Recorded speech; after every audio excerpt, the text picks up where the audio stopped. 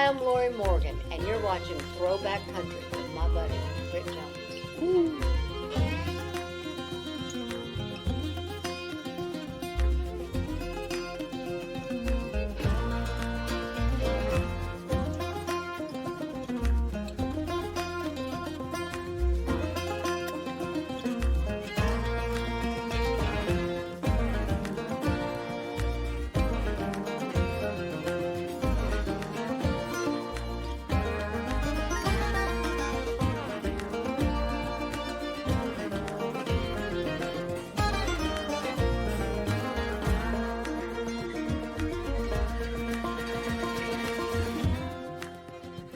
I paid you a compliment earlier, but I want to tell it to you again because I want to make sure that people know this. And I want to make sure that you hear it again because I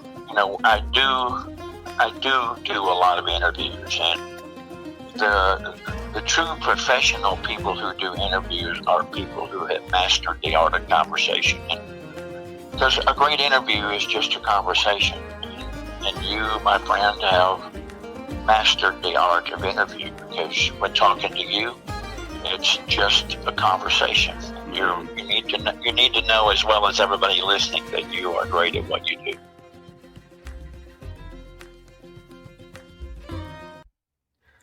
What's up, everybody? This is Britt Jones, and you are tuning in to Throwback Country Music, the podcast.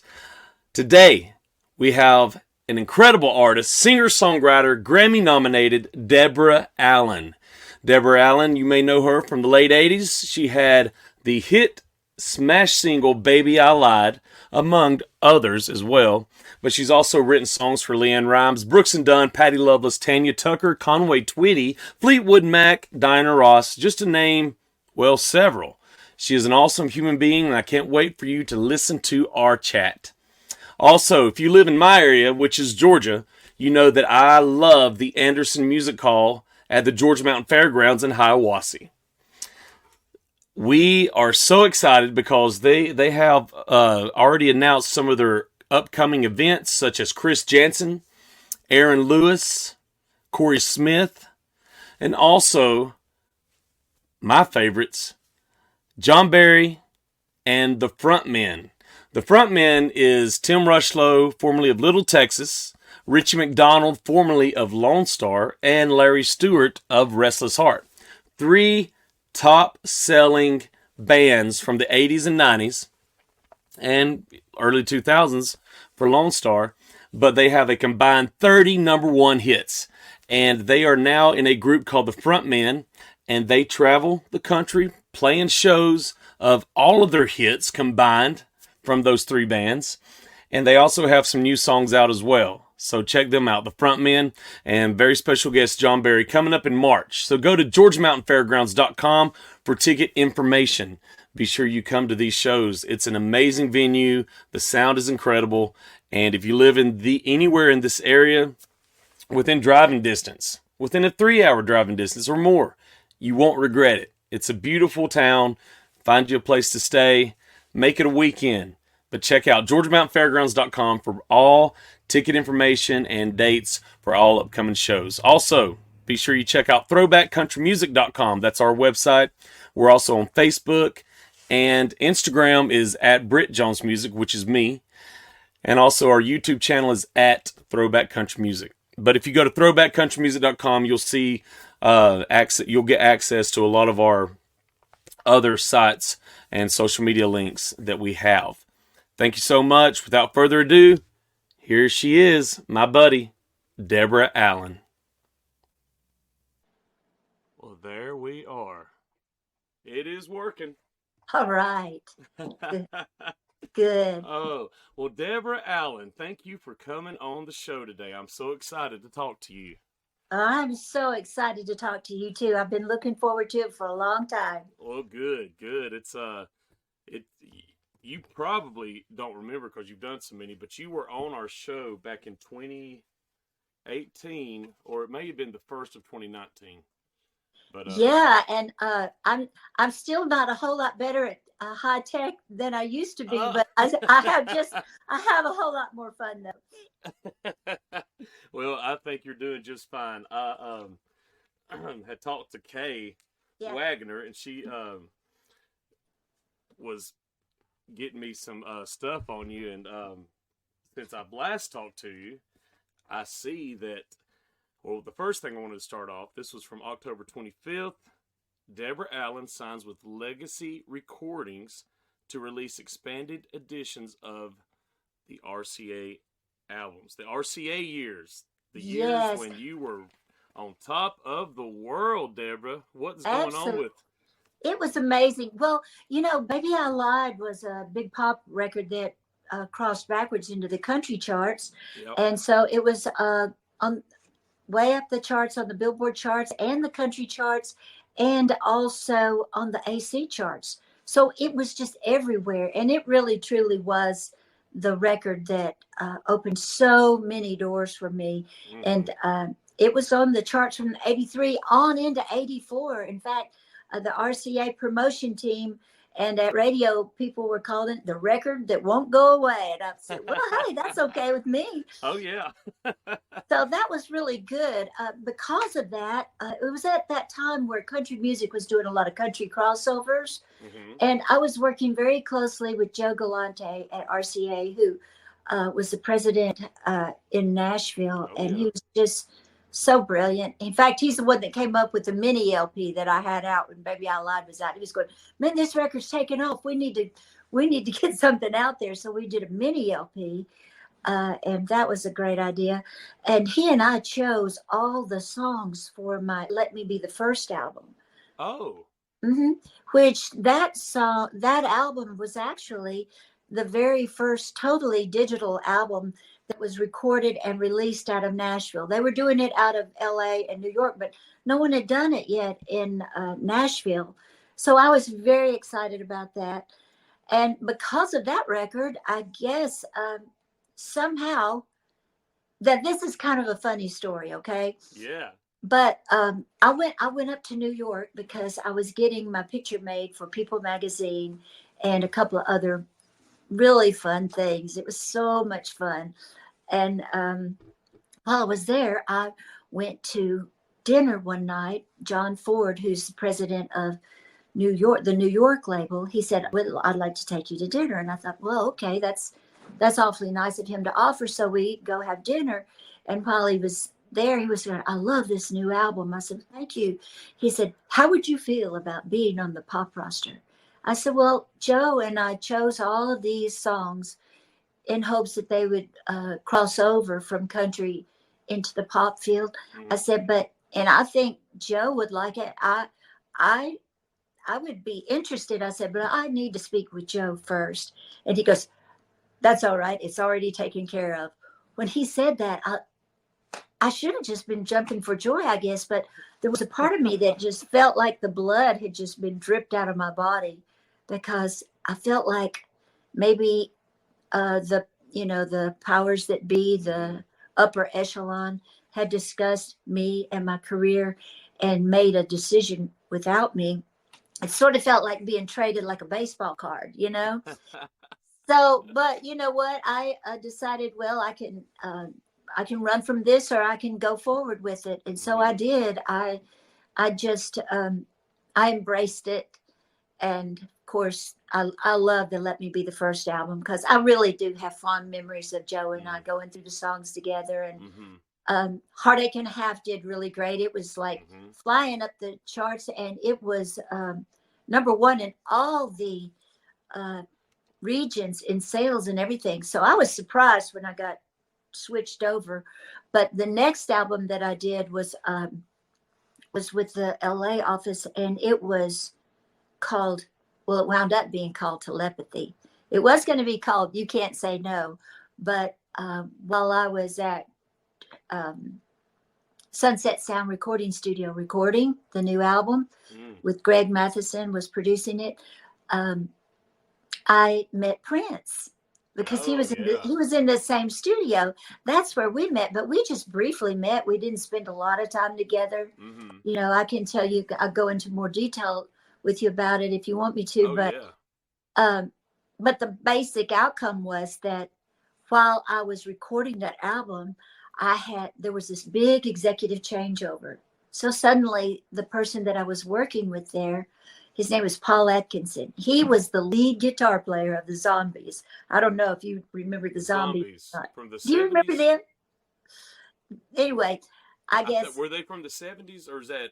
yeah, they were probably from my high school days. They were an English band. Oh, okay. And Paul was the guitar player with them. I liked Paul a lot. Awesome.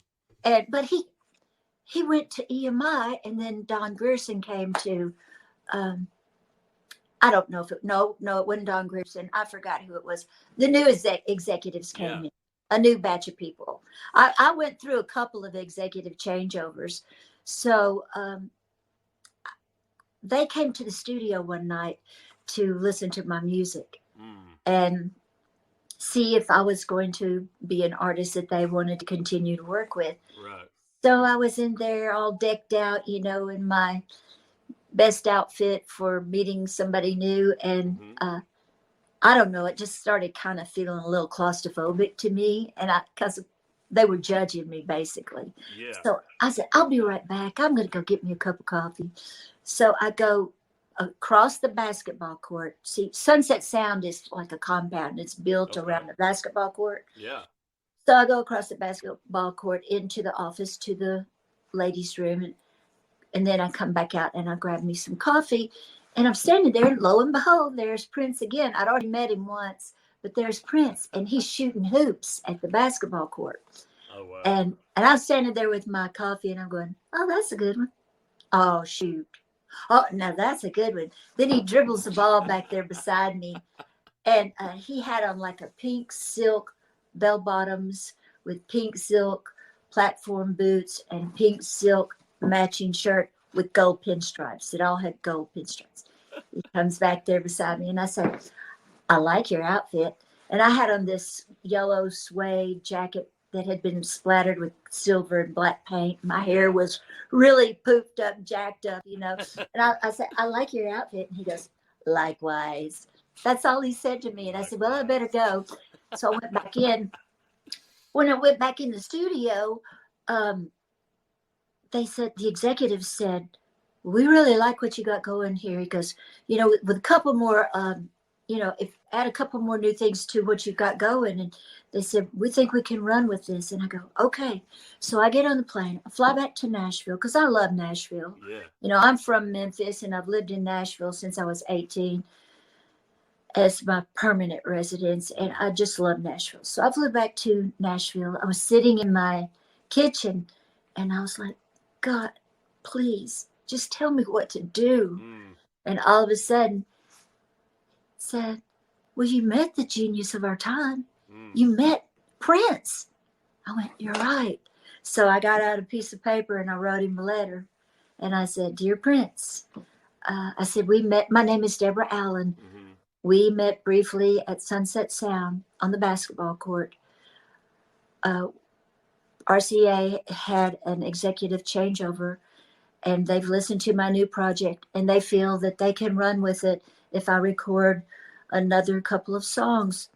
I was thinking and wondering, it would be merely wonderful if we could work together in some capacity, perhaps write or produce. You could, produce something, whatever might interest you. Here's a cassette to show you how long ago it was. It was 1986, probably then, because it came out. It came out in 87, I believe. I don't know. I'm bad with dates. I'm bad with time and dates. No, it's all good. But anyway, so I wrote him and said, thank you for listening. I hope to hear from you soon. Sincerely, Deborah Allen. Well, I mailed it out to Coke Johnson. That was his engineer. We'd kind of become friends. And I mailed it to the studio. And actually, I overnighted it. And it wasn't long after that, a couple of days later, I get a call from Coke Johnson. And I say, hello. And he goes, Deborah, Coke Johnson here. And I said, hey, Coke, how you doing? He said, I'm good. He goes, hey, listen, I got this song here that Prince wrote for you. Where should I send it? I said, oh, my gosh, are you kidding me? He goes, no, I've got it right here. I just need to know where to send it. And I went, oh, come on now, Coke. Tell the truth. I said, is that a song that Prince had already written? Or did he really write that song for me? And he goes, no, he wrote it for you. He said, I was in the studio when he wrote it. Oh my I said, goodness. oh my gosh, send it, please send it. So he sent it. And at first, RCA, the label in LA, they didn't really want to do it. And I was like, why? Wow. I said, Prince is amazing. He's the genius of our time. Why would we not do it? And they go, oh, he's going to be way too expensive. And I go, hey, I said, he just made $60 million with Purple Rain. I don't think he's doing this for money. I think he just wants to help out, and he's written this song. And so they agreed to it. And, sure enough, he did not, Oh charge man. much at all. In fact, after it was all over, he called me one day on the phone. He goes, Deborah, who's going to mix the dance mix? And I said, I think they think that this is the dance mix because it's so long. He said, oh, no, no, no, no. May I do it? I said, well, I'm saying yes. So anyway, it was just an incredible experience. Well, those two albums, the one I mentioned to you, the Let Me Be the First album, and I wound up naming this album Telepathy, which was a song that Prince wrote for me. For some reason, I don't know if it was for political reasons or what, but they just got taken off the market. And it always broke my heart because I felt like I was really rising to the occasion as much as I could, to putting my best foot forward. But recently, like probably back in September, I started noticing some on Facebook and on the internet, fans and friends reaching out to me going, we can't find your Let Me Be the First album. We can't find your Telepathy album. I said, well, go to Spotify, or go to, YouTube. I'm sure they're out there. And they said, no, they're not out there. So I checked around and they weren't out there. Wow. So my good friend that does my website for me, his name's Dustin Soper. He's my webmaster. I said, Dustin, who should I get in touch with? He kind of scoped it out. And I wound up talking with a guy named Timothy Smith at Legacy Records, which is a division of Sony, which used to be RCA. Oh, okay. I didn't know if there was going to be a chance that we could do this, but what has happened, and it's really been a thrill for me, is they've remastered them and enhanced them. They're like high resolution versions of these two albums that I recorded back in the mid 80s or late 80s actually. And they're out there now. They're out there for everybody to hear and to download, stream on all the digital platforms. So it's almost like I just went in and recorded two brand new albums because I hadn't even heard them in so long. Oh, wow. And it's a greatest Christmas gift. And I'll tell you something else too. My video on Rockin' Little Christmas. Yeah. Wait a minute. Was it Rockin'? No, not Rockin' Little Christmas. Although Rockin' Little Christmas is out there, and I love Rockin' Little Christmas. They may have enhanced that one too. As a matter of fact, yes, they did. So much has happened; it's hard to keep up with. That's awesome, though. It really is. Also, the Telepathy video, which was shot on Super 8. I mean, it's kind of, we did it at the house, and just every time we'd shoot a little bitty tiny roll of film on Super 8, we'd run out to the airport and send it off to Kodak to get, that's how archaic it was. And it was really splice and dice. Yeah. But that's the video that became the official video. So they've enhanced that. And then they've enhanced the Rockin' Little Christmas video. And so those are out there. Plus, they dug up in the vault a soundtrack thing that I wrote with Mike Post. I love Mike Post. Mike is an incredible composer from Los Angeles, and he is so sweet. I love him. And he did the Rockford Files theme, and he's done. I mean, that just to say that is huge. It's huge, but I mean, Mike's just been a composer of so many things. I couldn't begin to list them all, but he's a great person, and he invited me to sing and write for the Tommy Lee Jones movie called River Rat.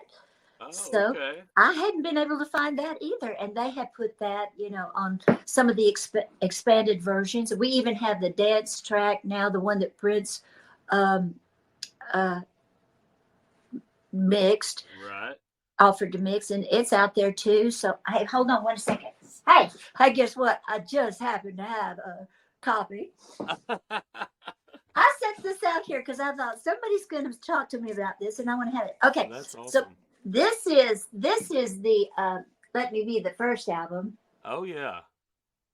Wow. Yeah, Look at I you. had so much fun making this record. Oh, I bet. I really thought it was going to be a big country record Yeah. because it's got a song on it that I really love, and I've started occasionally adding it to my show. It's called "If I Didn't Love You." Yeah. And it's this, it was actually the song that I wanted to be the follow up to Baby I Lied. Oh. But when I went, because Joe and everybody at RCA said, we got Baby I Lied's doing so good. We got to have a follow up fast. And I said, I got the follow up. They went, what is it? And I said, it's called If I Didn't Love You. They said, oh, no, you can't cut that. And I go, why can't I cut that? They said, because Gus Harden has cut it, and it's going to be her first single, and it's coming out in 2 weeks. I went, you're kidding me. I can't cut my Wow. own song. Well, I wound up meeting Gus Harden. She Yeah. was a wonderful person Mm. and such a cool artist too, had a real bluesy voice.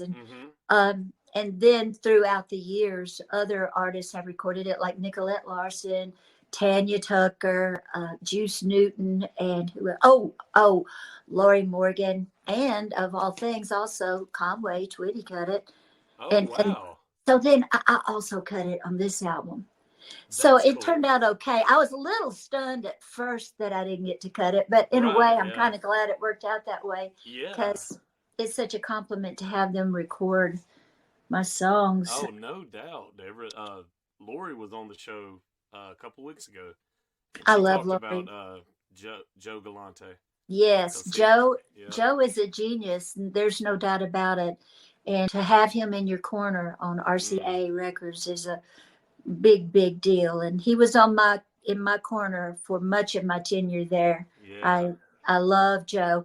It's just, it's just business. I guess things kind of get shuffled around somehow, Sure. but I am not complaining at all. I've had the most interesting life because of the way things came out.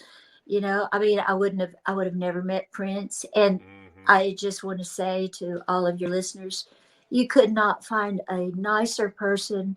He was such a gentleman, and he's a very spiritual person, and he just treated me with the utmost respect. And just to see how he offered to write that song and produce it on me, that just shows his generosity and his yeah. big heart. So that meant a lot to Wow. me. In fact, now that we went back over to Prince, I'll just show you this. This is the cover of it. Oh, I love it. Actually, you know what? This is the dance mix vinyl. Well, Yeah. yeah, this is the dance mix vinyl. I just noticed that because it says club mix and instrumental. That's pretty cool. I didn't even know that was on there till just now. That is cool. I love the cover. Thank you. And he used a pseudonym for this. He couldn't use his name Prince. He went, or maybe he just chose not to. Right. He went with a pseudonym. He went with Joey Coco. Went with. Wow. So these things right here. Now they're not hard copies. They're not hard copies in the stores. Right. But just knowing that you can actually get it. Most people listen to their music on their phone, or a lot of different ways these days. Yeah. Which I miss these great big albums. Oh, I went to a record shop last night, Deborah, and I was just looking at all these old records. I love going to record shops and collecting. I do too. Records. I can't wait to have some more vinyl out there because I love vinyl. And, there are a lot of people who are purists that really love the vinyl. I'm trying to fix my hat. You wouldn't believe how close I cut it. I was so nervous when I got hooked up with you. It's like, God, please let me get this thing hooked up right. Well, it looks great.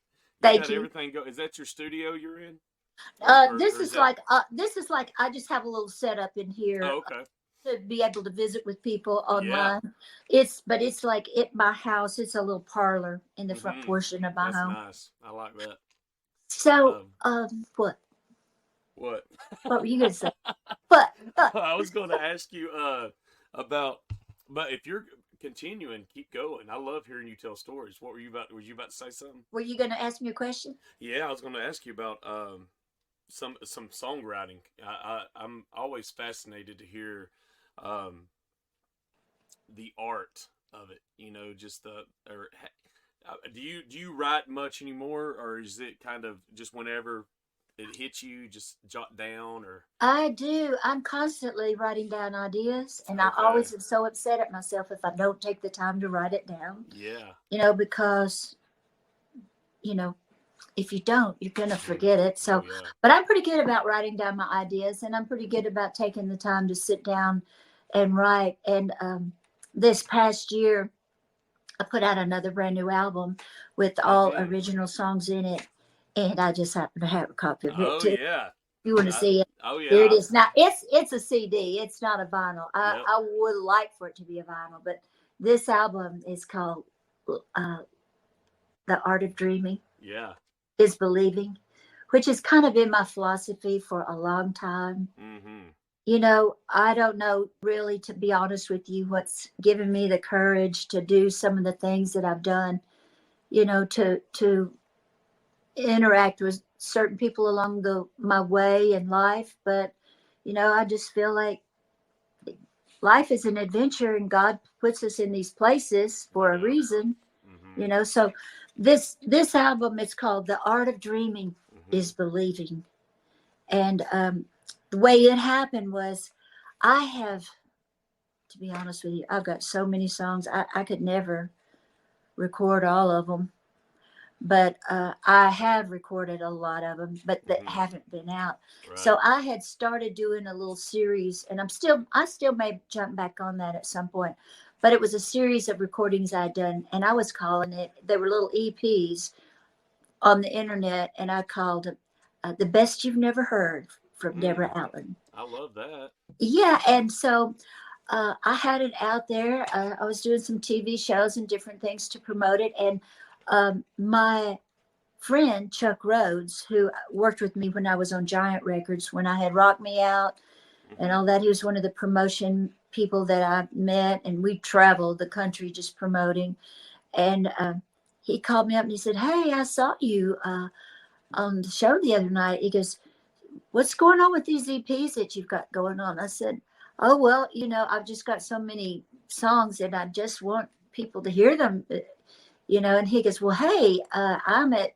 He was at Audium Records and still is, but he's also got a brand new project he's working on too. But Audium, BFD, and Nashville. He said, I want you. I want you to be with us. Why not let us do a full length album with you and let us help you out?" And I went, "Hey, that sounds pretty good to me." So Yeah. that's when we came up with the idea to do this album. Hmm. The Art of Dreaming is Believing, and the first single off of it, that was a video, is a song that I wrote with Big Al Anderson. Do you know who I he know that is? name. I know Big that Al name. Anderson. He used to be the lead guitarist for NRBQ. Then he Oh. moved to Nashville, and eventually we started writing together. He's written some with Carlene Carter, I know, Oh yeah. but over not too long of a period of time, he became the BMI Songwriter of the Year one year. So he and Wow. I really hit it off, and we've written several songs together. But we put out the one called "Blue Collar Baby," and there's a little video out there of that. Oh, okay. I'm gonna check that out. Yeah, and there's another one that has a video on it. It's called Patsy Cline Crazy, and Mm. online people, I'm guilty of this. I'm in a hurry. Sometimes I'll just read a headline, Yeah, yeah. and but so sometimes people would say, "I can't wait to hear your version of Patsy Cline's Crazy," and then I would write back and say, "Well, thank you. I do love that song, but this is not me singing Right. crazy. This is a fun song. it's called Patsy Cline Crazy, but actually it was so much fun to write. It was like putting a puzzle together. It's got the titles of so many great iconic country songs or lines from Yeah. songs, which create the story. Mm. And there's a video out there on that one. Oh, that's I, awesome. I think you would like that one, since you are into songwriting. And then the next one we did a video on is called All or Nothing at All.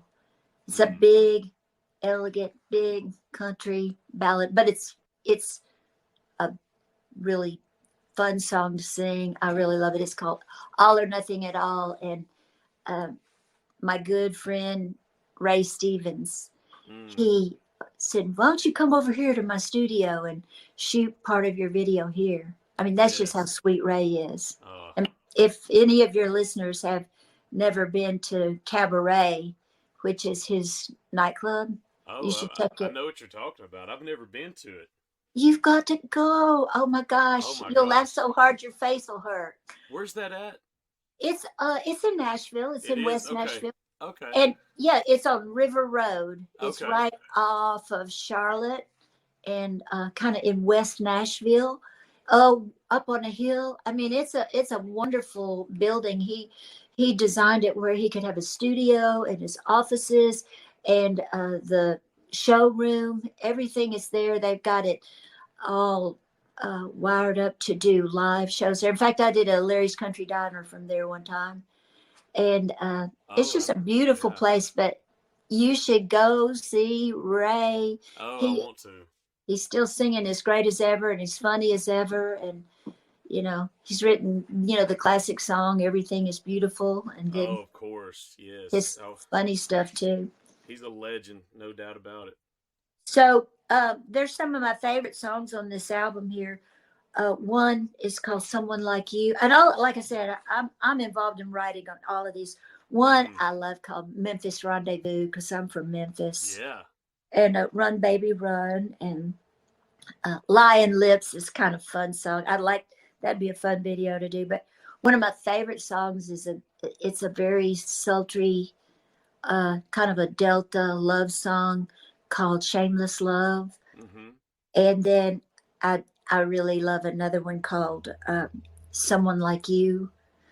And there's a song on here that I've actually put on two albums because I Okay. recorded it two different times. So it's called "There's a Last Time for Everything." One of them's kind of an unplugged version of it. That version is on my Hear Me Now album, Yeah. but the new version is here on the "Last Time for Everything." Oh, that's nice.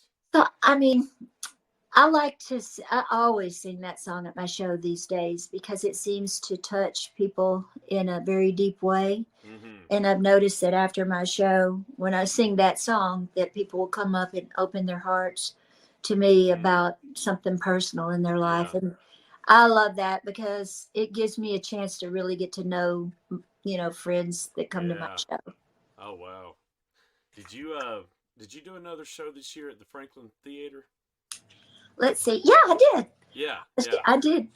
I did. As a matter of fact, when I sang "Someone Like You," I saw my husband Raymond out to the side, and I pulled him out on the stage and wound up singing it to him because I had just congratulated my friends Teresa and Robert Epps on their anniversary, Mm-hmm. and so it just seemed like the right moment, So Yeah. then Raymond come out. That was kind of cool.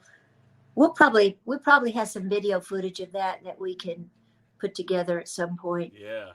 But yeah, I did. And actually, if you're going to be in Nashville, I think in April, I'm going to be doing I'm hosting a songwriter round Oh, at the nice. Franklin Theater. And then next Christmas, 2024, I'll be doing my regular Christmas show. I didn't Right. do my Christmas show this year. And I was kind of sad. I was being like a little sad about not doing it. But just to be honest with you, well, anybody who knows me knows that I'm very, very close to my mother. Mm-hmm. We are super close, but she had a health setback. She had just a light stroke. Thank goodness it was a light one. It was a great warning sign. Mm-hmm. But so I've been really with her all through the fall and, you know, Yeah. continuing to. But she's doing really good That's and good. getting stronger every day. And, Mm-hmm. you know, we learned a lot too about things. She used to take a baby aspirin every day, and then for some reason she quit. And when that happened to her, the doctors at the hospital said, "Why did you quit taking your baby aspirin?" She goes, "I don't know." They said, "Well, you need to take that baby aspirin." And then they gave her some other light medications, not really a lot, but you know, life is fragile. That's why it's so important to tell the people that you love them, and take time for your friends. Like, Amen. I was so excited about getting together with you today. Oh, I'm thrilled. I remember the first time I talked to you a long time ago. You were such a. I love hearing you tell your stories. Thank you. And oh yeah, you're a great. Well, you're. I mean, that just shows the how great of a songwriter you are as well. But you do. You have some great stories, and I was going to ask you about this one because I don't know if I asked you last time, but when you is it just one, or is there more than one song you recorded with George Jones? I recorded one duet with George Jones. Yeah. Okay. Yeah, Okay. Our Love is ahead of its time. That's what it was. Okay. I love it. I love being in the studio with George. Yeah. I was in the studio with George doing that at the same time I was recording the Let Me Be the First album. Oh wow. And yeah, and when I was singing with him, we sang it live. We sang it live. I did a live in the studio. In the studio. Oh wow. And he would look over at me and he goes, "Where'd you learn to sing with so much heart?" And I didn't know what to think. And I said, "Well," I said, "I learned to sing in the car riding down the road with my mother." Yeah. Seriously, my mother, she in Memphis when I was little. Of course, we didn't have seatbelts. Right. And I would be over there next to her, and she knew I wanted to be a singer. That's a whole different story into itself. It's our story. But I said, she would say, "Now, Deborah, when you come to a part that you really feel, kind of do your arm like this." Now, I was just a little kid, and I go, "Okay," you know. It's so neat. Wow. I love my mother. She actually, I don't know, I may have told you this story, but she didn't even know what she was going to name me. But she knew that her voice had a problem. Well, now they have a name for it. It's called spasmodic dysphonia. And she gets Botox injections in her vocal cords, which has helped her tremendously. Yeah. But back then, they didn't know what was going on, and she didn't either. She just knew she had a problem. And so when she was carrying me, she would say, "Please let this be a healthy baby." And then and kind of as a quick afterthought, she'd go, "Oh, and please let this baby have a strong voice." Oh. And so the day that I was born, when I was being born, she said this rainbow went across my body. She said, "Every color of the rainbow just went across you." And she said, it got my attention. And she said, "All of a sudden, your name popped up in there like letter by letter, Deborah." And she said, "I knew God was talking to me." And I said, "Thank you, God. That's what I'm going to name her. I'm going to name her Deborah." And she said, "I held on to it. I just kept looking at it as long as I could because I knew that was a revelation from God." And so she said the only thing that would have given it away was when the nurse walked in, and the nurse said, "So, what are you going to name your little daughter?" And she goes, "I'm going to name her Deborah." She said, "Oh, Deborah, Debra." And she said, No, it was Deborah. She said, "That's the only thing that would have given it away." And then flash forward to when I was about 4 years old. I remember sitting in this car seat, the seat beside her in the car. And my mother, she's still beautiful, but when she was younger, she was a very beautiful lady. She kind of had that Elizabeth Taylor, Sophia Loren look, so pretty. And I scooch over by her and I say, "Can you keep a secret?" And she goes, she's driving, and she said, "Sure, Mother can keep a secret. Mother's your best friend." you can tell Mother anything. And I said, I would like to be a singer or an actress or an entertainer. And she said, my heart just started pounding because I knew that was an Oh, affirmation of that revelation that I had on the day that you were born. And she says, you can be anything you want to be, and Mother's going to help you. Now, let me add, she was not some stage mother, forcing me to do things. She would just drop little things on me like she did that day when, when yeah, you feel something, do like this. mhm. We didn't have the voice, we didn't have all the things that they have now, which I think is amazing, and Yeah, American Idol and all of that. um, but whenever there was an opportunity for me to get to do something, sing or just be in that kind of a situation, she would try to help make it possible. wow. And Oh, that's why it really stunned me whenever, we went through what we went through, at the emergency room. But that's scary. I don't mean to get off way down in the Oh trenches, no, but you're I want to good. tell you this. I do want to tell you this because it is so amazing. Well, when my mother was having her stroke, Hmm. she didn't stop talking. She could still talk. It was like they told me she was having one. I go, is she still talking? They go, yes. And, oh my gosh. So they put her in the ambulance and they were taking her downtown. And so when I get down to the hospital, they already had her back there doing a test on her. So when I go back there, uh, and she's laying there and she goes, you know what, Deborah? My mind's just as clear. I'm just not worried about anything. I said, Oh, that's good, Mother. She said, I was telling them in that emergency vehicle. I told them, about when I was 9 years old in Blytheville, Arkansas, in church, and how God spoke to me. I was saved right there at 9 years old. She said, God spoke to me right here in my right ear, just as clear. He said, Rosetta, now I know that you have a sweet mother and daddy. They love you very much, but they won't be with you always. But I am your heavenly Father, and I love you, and I can be with you everywhere, forever. mm. I was like, it just brought tears to my eyes. I said, well, Mother, what did they think when you said that? She said, they liked it. They liked my story. And then I told, that's when she got saved. But isn't that beautiful? Wow, that is incredible.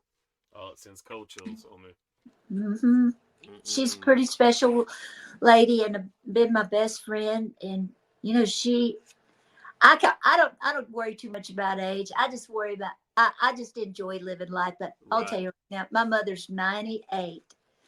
In 7 more months, Wow. she'll be 99. Oh my goodness. And she Wow. is, I know. And well, our goal is 120. I hope we make it. Yeah. Oh But wow. I didn't mean to get off down in that No, I love track. it. But, Mm. I've been going through that a lot Mm-hmm.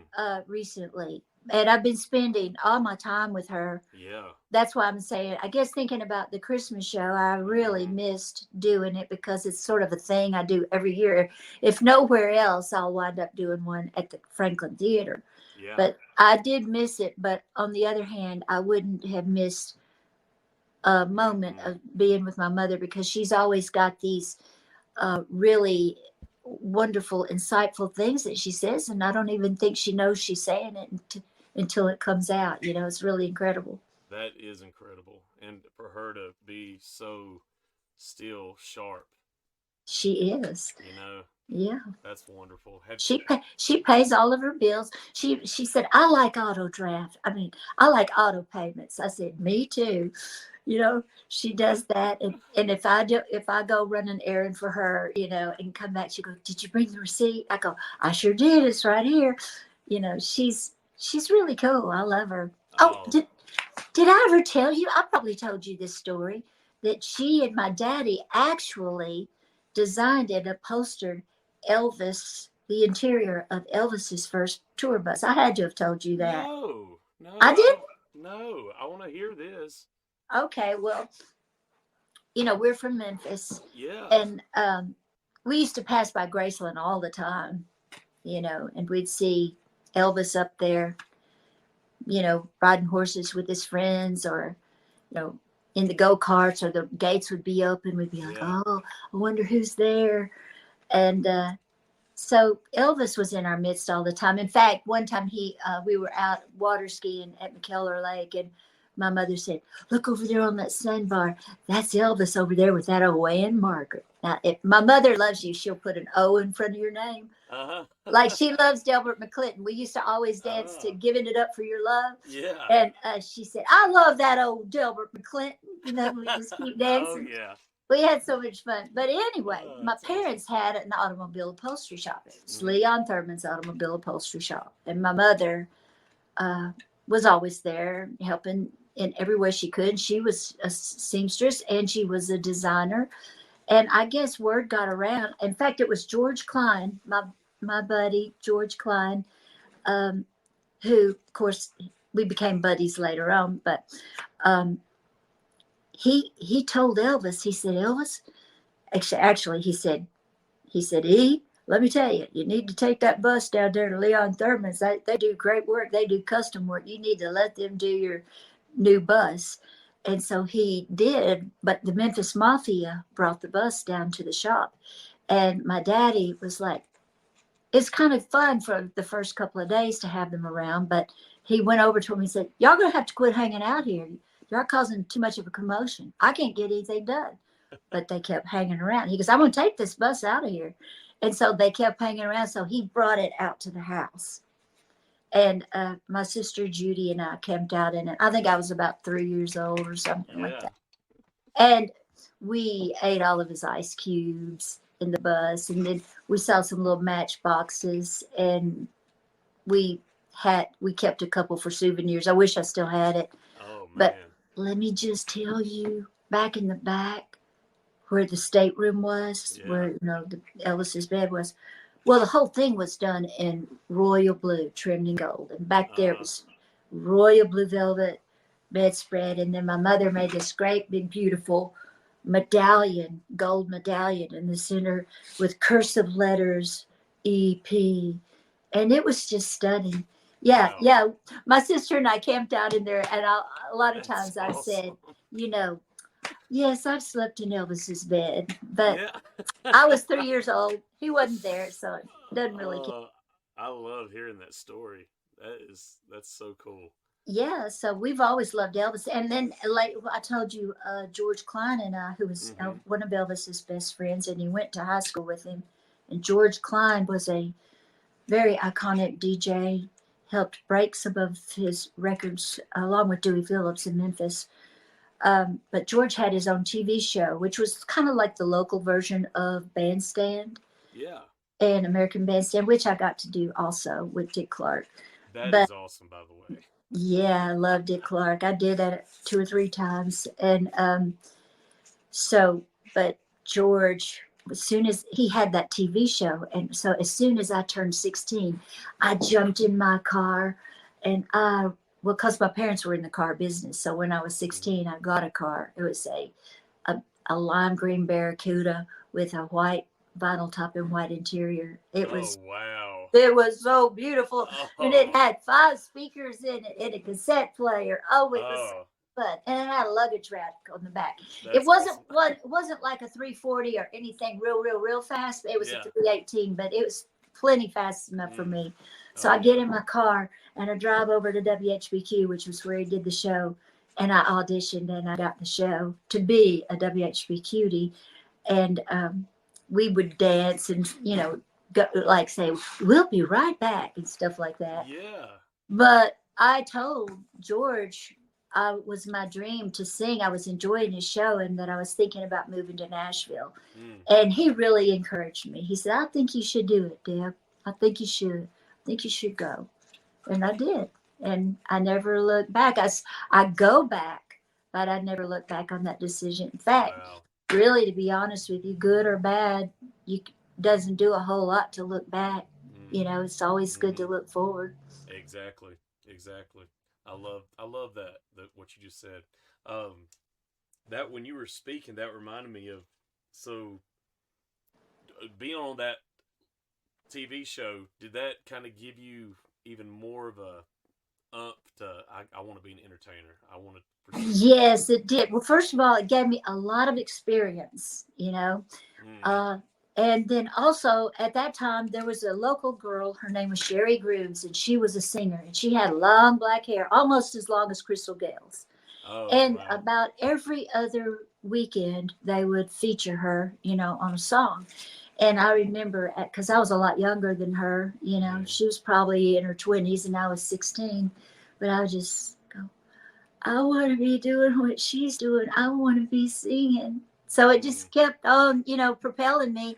You know, I really believe, and this goes back to my new album here, The Art of Yeah. Dreaming is Believing. I really believe that God plants little seeds in our heart and in Yes. our soul. And those aren't by any accident. When you have a desire and urge to do something, Mm. that's really, you know, that's somewhat of a calling. You know, it's your Yeah. dream. It's a dream. It's a seed of a dream that God planted in you.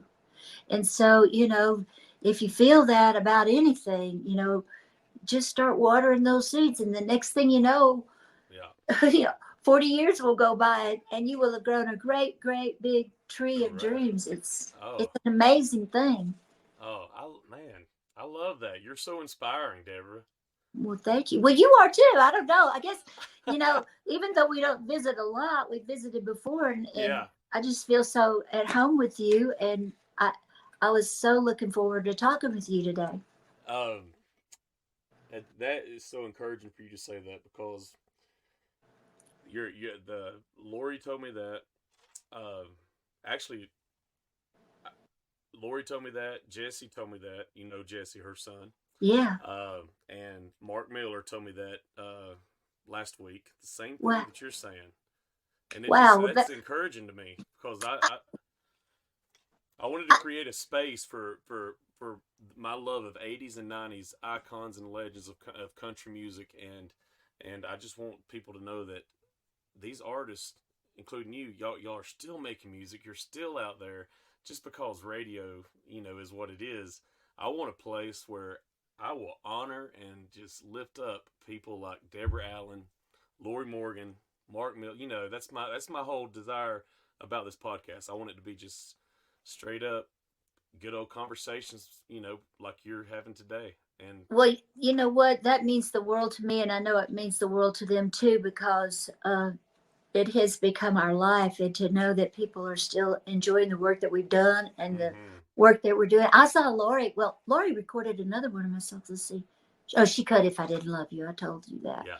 No, but I saw Lori at a video shoot that we did with the Oak Ridge Boys, and Kid Rock was there. Oh, you did that shoot. That yeah, I know. I heard about this. Did she tell you about it? You know, I haven't been telling very many people about it because I didn't know if I was supposed to or not. But if the cat's out of the bag, that was a Well, I don't know if fun it is or day. not.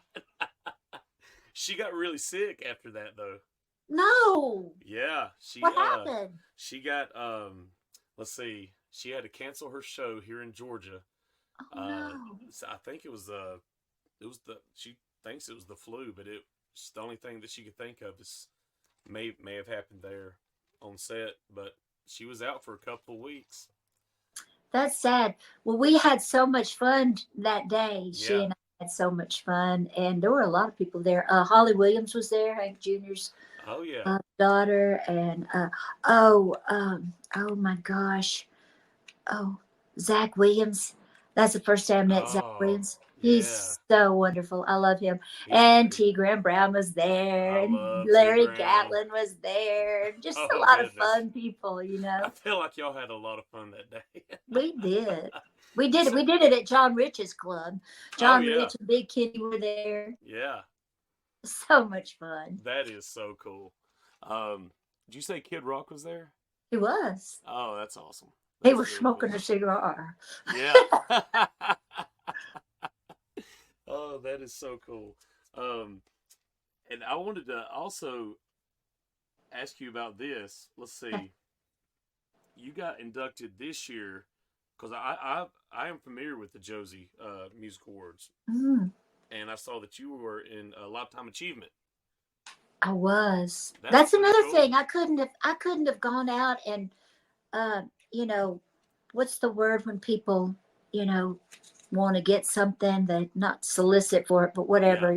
I couldn't have gone out and tried so hard, but I, through a series of events, met some people, and then they knew the, you know, uh, Tina and her mother, Tina Yeah. Marie and Josie.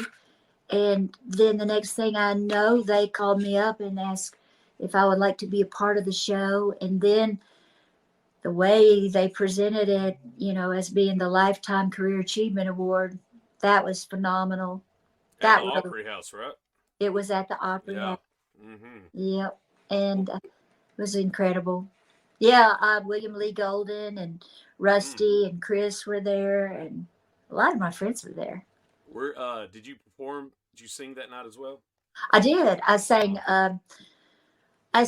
"Baby I Lied." Mm-hmm. That was really like just a few days after what had happened to my mother, so I Oh was a little wow. choked up.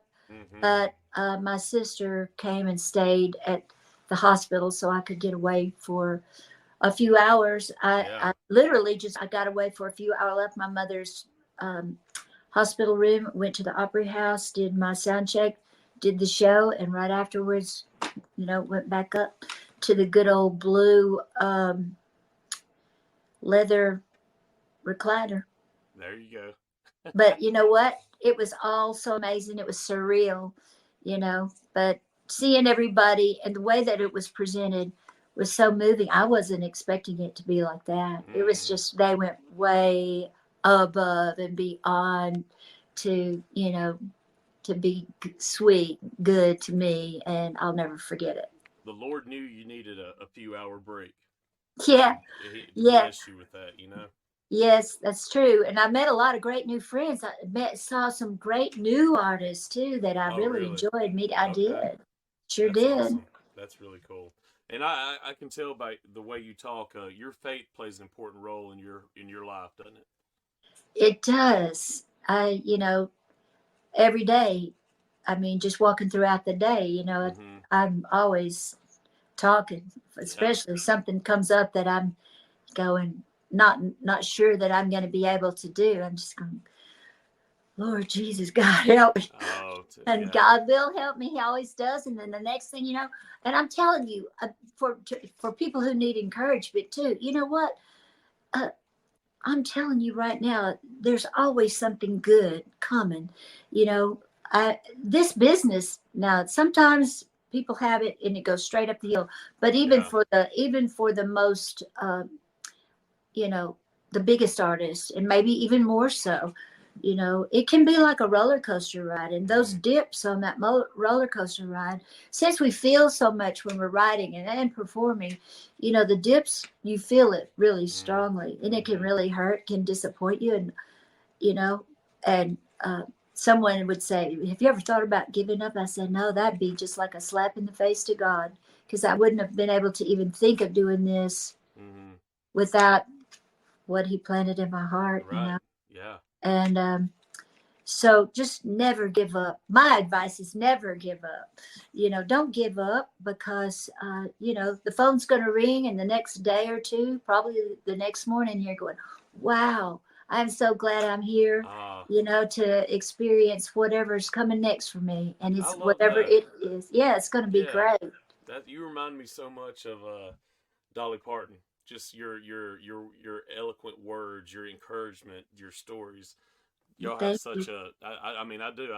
Just hearing you talk and just I don't know. You just and I mean, I mean that with all due respect, because I mean, I think Dolly is just amazing. So to hear you talk and encourage people like you do, it's just I was like, well, that's very Dolly-esque.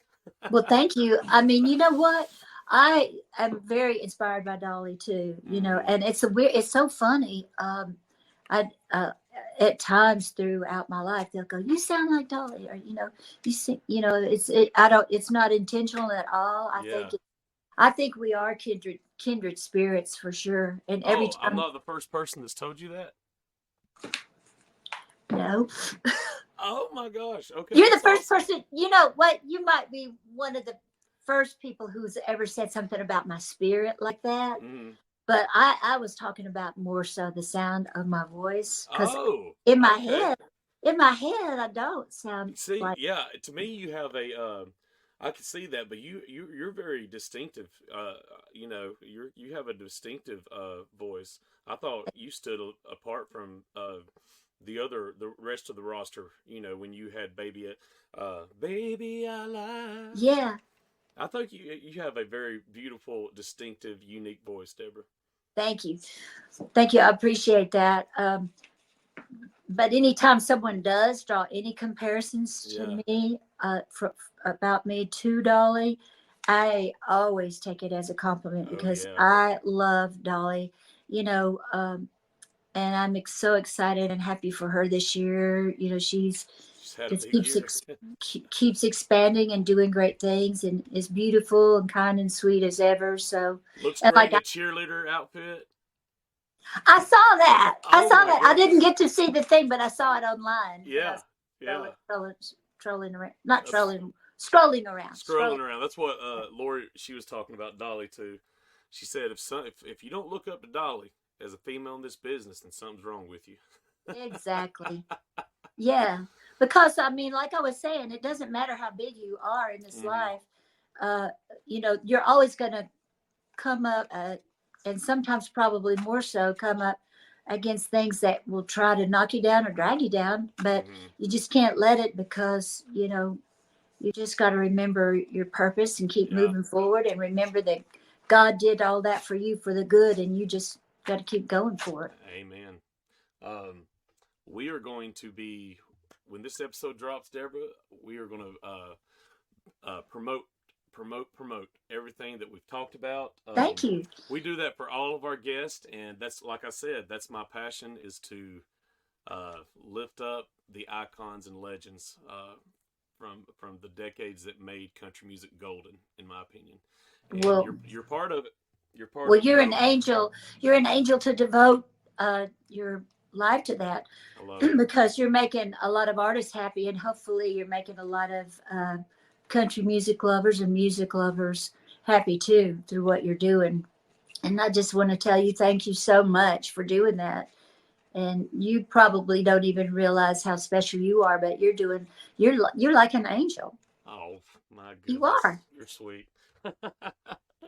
But I love it. I'm a nerd when it comes to 80s and 90s, and You're probably more well versed on it than me, because sometimes as an artist, mhm. artists get into their own thing, and Yeah, everybody thinks we all hang out all the time. We hang out some of the times. yeah, That makes it very special, but we don't get to keep up with every little thing. It's right. a little easier these days with the internet, you know. Hmm. Yeah, yeah. Well, I wish you nothing but the best in 2024, and I hope you do several shows. I hope your mother's going to do great, Thank you. and I hope your whole family is just wonderful, and it's just going to be a huge year for Deborah Allen.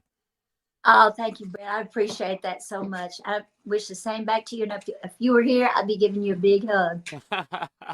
Well, Randy and Lori, they're taking me to, I think it's called 400 Degrees Nashville Chicken. Is that sound Really? familiar? Yeah. Where is that? I think it's in Hendersonville, but Man, I'm I I'm going. Oh, I just dropped my earphones, but I'm going to the Opry, and whenever we go up there, we're gonna go out to eat. I reckon. 'Cause that sounds like fun. I know. I'm gonna have to tell Raymond about that. We're gonna have to check that out. Yeah, yeah. Evidently Nashville's known for the hot chicken, right? Yeah. Just like Memphis is known for barbecue. Oh, I know. Yeah, and I've only flew into Memphis. I've never got to spend any time sightseeing or so I'd like to do that Oh, eventually. well, okay. Well, when you go, you gotta for sure go to Graceland, and you gotta go to the Peabody Hotel. And you Oh, gotta okay. go and you gotta go to the Rendezvous down on Bill Street. Is that near? Is Sun Records still a thing down there? Yeah, Sun Records is on Union Avenue. That's where my daddy's shop used to be Oh, okay. until they put the freeway through. Yeah, and then there's another. Yeah, there's all kinds of studios. Oh, There's that's cool. Royal Studios, and You know, there's art and there was American Studios. There's Stax. There's a museum there. There's all kinds of cool stuff that. Yeah. Oh, History. I meant to tell you when we were talking about Elvis. I didn't mention this, but when I did finally, after years went by after Elvis passed away, I performed at Graceland. Oh. And that night, I thought, well, I guess I can go in his house, because it's kind of disturbed me when they were going to sell tickets to his house. I was like, no, people can't go traipsing through Elvis's house, you know. Mm-hmm. But they did, and it really turned out great for the whole world. But when I went in there, I could feel Elvis's spirit all around me, guiding me through the house. And so if you ever get a chance, go to my Hear Me Now album, because there's a song that when I walked through the house and felt his spirit so strongly, there's a song on my Hear Me Now album called Amazing Graceland. Oh, wow. And that's cool. We did the show, and after we did the show, Raymond said, you want to head on back to Nashville? I said, yeah, let's go on back. And I was telling him about how I felt in the house and how I could feel Elvis's spirit. Yeah. And I said, it was so amazing. And I went, wait a minute, Amazing Graceland. Hurry up, let's get home. I got to write this song. That's it. Oh, I'm going to go listen to it here in a second. Okay. Oh, yeah. A huge Elvis fan. Me too. Yeah. Me too. Yeah. So, Deborah, thank you so much. I've kept you long enough. You know what? I've had so much fun. It seems like we just got started. I know. We'll figure out another time. I'll get in touch with Kay, and we'll get you back on the show in 24 and promote some more stuff and talk. Yeah, we'll have some more new stuff coming up. We'll always have something new to talk about. That's awesome. Well, Deborah, thank you so much. I really am honored that you were able to give us some time, because you really are an amazing human being, and you are up there with the icons and legends, and don't let anyone ever tell you any different.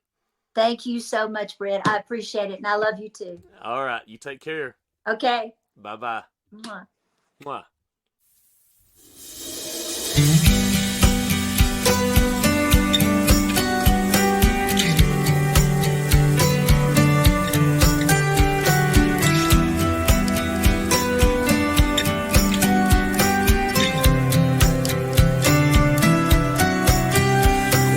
Roping the wind every Friday night, singing those songs, living our lives with all our friends down in the lowest places. We would ride around with the tailgate down, rodeo playing in the background. All those memories we were making. We never went down until the sun came up. Papa loved Mama blasting in my truck. I was calling Baton Rouge. Shameless, it never got old. I still hear that thunder roll. It's where I've been. It's made me who I am. Somebody play me those songs again. Well, the whole town cried the day Nolan died. We sang to dance at his last goodbye. And up the river, his vessel will sail on, just to relive all our glory days, singing those songs, all the noise we made that summer. I wanna ride around those tracks again. Yeah, we never went down until the sun came up. Papa loved Mama blasting in my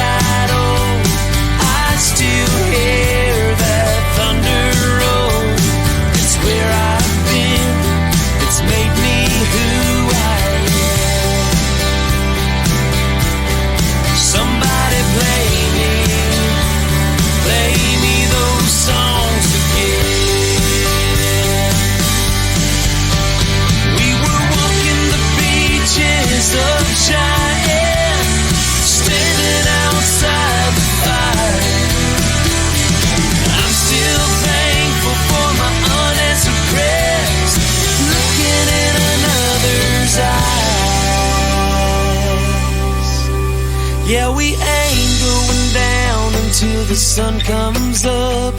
Papa loved Mama blasting in my truck, and I'm still calling Baton Rouge.